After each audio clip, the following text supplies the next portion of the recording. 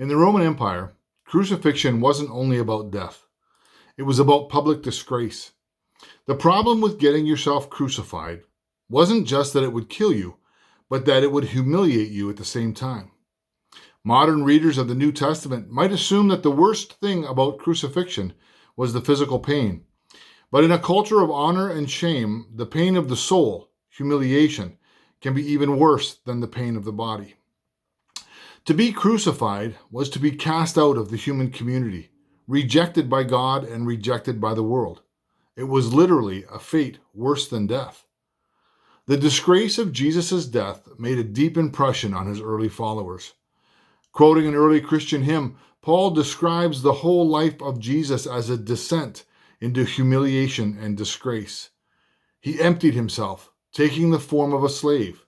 He humbled himself and became obedient to the point of death, even death on the cross. Philippians 2, 7 and 8. Jesus descended to the lowest rung of the social ladder. He became a slave and died a slave's death. Though he possessed the highest honor, he embraced the worst disgrace. The world was saved by Jesus' shame. That's the scandalous message of the cross. The message of this humble king was a shocking thing to hear in the ancient world. And yet today, if anyone is asked whether it's better to devote one's life to self-fulfillment or to service, most would admit that a life of service is better. The message of the cross has overturned the ancient values of honor and shame.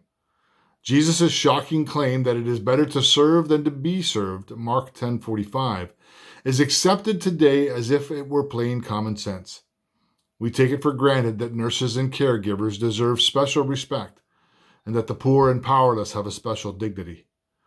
In Jesus, God has brought down the powerful from their thrones and lifted up the lowly.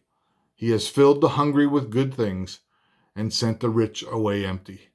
Luke 1:52 and 53.